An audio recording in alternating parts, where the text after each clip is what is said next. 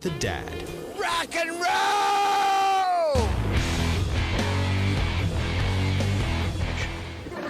Well, judging from the carving on your desk, it looks like his name is Ozzy. Yes, and apparently he rules. A long time ago, in a galaxy far, far away.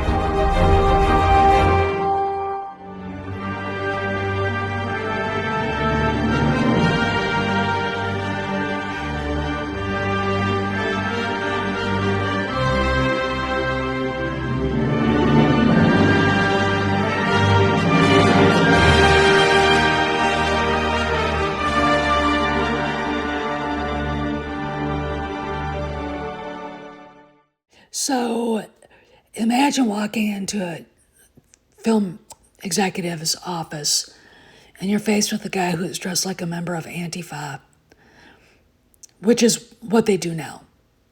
Joseph Kahn, who is a director, wrote this really great searing piece for the Hollywood Reporter, and I wanted to talk about it. I had to re-edit this, so this is the second time I'm putting this out. Anyway,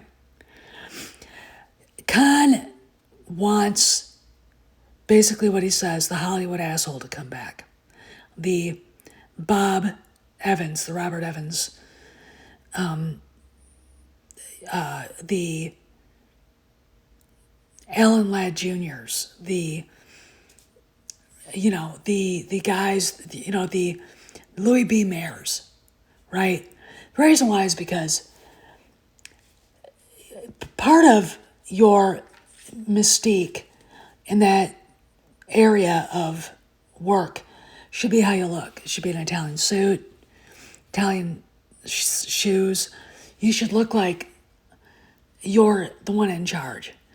Instead of looking like you don't really care, you don't really like this Hollywood stuff, you haven't bought into it.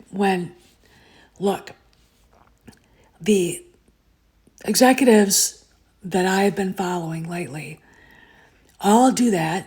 They all dress like, they're working on your car, and they get along great with the artists, but look at what's going on in Hollywood. Nothing's happening. They can scream and yell about the box office for the shitty Odyssey, but here we are. This is Robert Evans. Robert Evans started out actually working with his brother. They had a company that created women's sportswear. Then he was discovered poolside by the great actress, the legendary Norma Shearer, who told him, "You look just like my husband, late husband, Irving Thalberg," who himself was a legendary producer. And so he became an actor. And at one point, he was not a very good actor. He would admit that he didn't do a very good job. At one point, a director in one of the movies, he was playing a matador, and the director was like, "He can't, this is bad, you go away." And the producer wrote back, "The kid stays in the picture," which became Robert Evans' title for his autobiography. Evans had a reputation for being an eccentric. He chased women, but he was all about the business. And when you make a film, it is going to be like you're going to war. Okay, I'm just going to say it right now. And the films that he made, Godfather, Chinatown, Rosemary's Baby, Love Story, are legendary. They're epic. Why? Because he looked at the story, he looked at the writer, and then he went ahead and put it all together, gave it to a producer like, for The Godfather, Al Ruddy, and basically told Ruddy to get the writer, and, allowed Ruddy to actually have his vision for the movie, which is another thing. If Evans trusted Al Ruddy for this, they got into fights, but the fact of the matter is, Evans was smart enough to let Ruddy produce the movie in the end, and what they got is, I think, one of the top 3 movies ever made. The Godfather doesn't owe anybody anything. It is what it is. And of course, Evans later made The Godfather 2 with Coppola, and The Great Gatsby with Robert Redford, Coppola writing. So, asshole, yes. What did he do? He was literally on top of everything in every movie. He watched the dailies. He took notes. He sent the notes down to the people in charge of making the movie, and they had to implement them. So this is Alan Ladd Jr. Alan Ladd Jr. was an executive at Fox, 20th Century Fox. And after the success of American Graffiti, he went and let George Lucas pitch him the Star Wars. And when that happened, he saw the vision of this young filmmaker and thought, okay, let's do it. They took concept art that George commissioned to the rest of the executives at 20th Century Fox. They gave George $10 million. Now, $10 million to this young, still inexperienced filmmaker is a little bit unhinged, but Alan Ladd Jr. felt like that George knew what he was doing. And yes, the movie was over budget. Yes, they were scrambling at the end. And a lot of the creatures in the cantina are basically Halloween costumes they pulled out of stock. And that is what they did. They had to finish it. The thing about a great studio executive, a great studio president is that they have vision. They know what to look for. They know a good story when they hear it, and then they let the artists do what they do while keeping an eye on, what's going on. Dawn Steele actually has a very interesting past going on. She ended up being the head of production at Paramount, and she was responsible for Top Gun while it was in production, and Fatal Attraction. At that point, then she went to Columbia Pictures, and they were having a hard time. And after Coca-Cola Company sold Columbia to Sony, they parted ways with her. She ended up making Cool Runnings and Sister Act 2 with Disney. And then, but she was at the time the first female head of an entire studio. And she has a hard ass.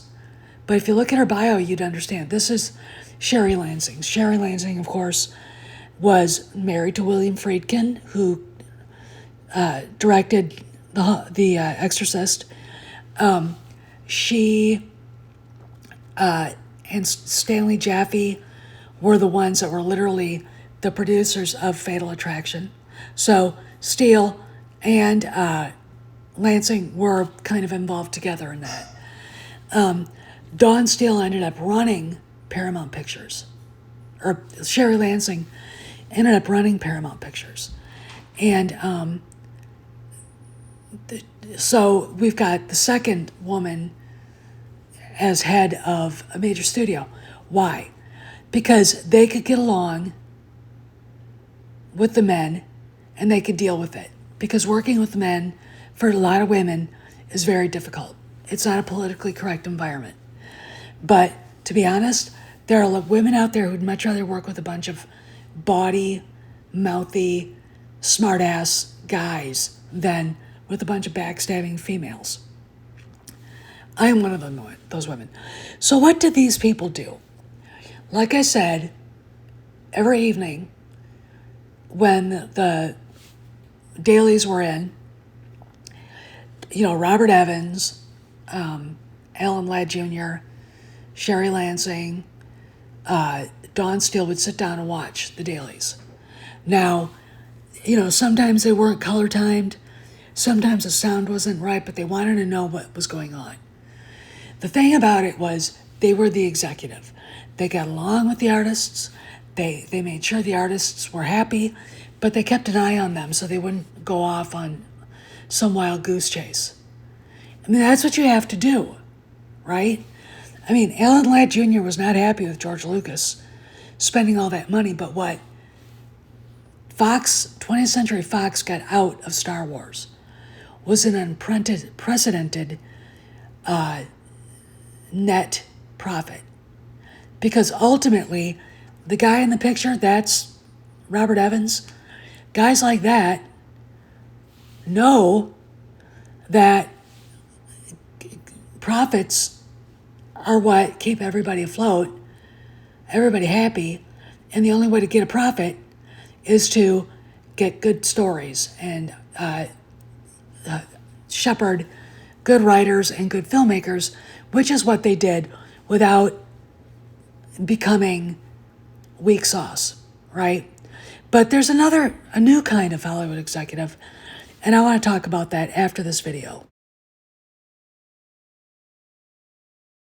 Whose is the glue to all 5 of these films that gave us all of our rhythm and all of our melody, the great maestro, John Williams.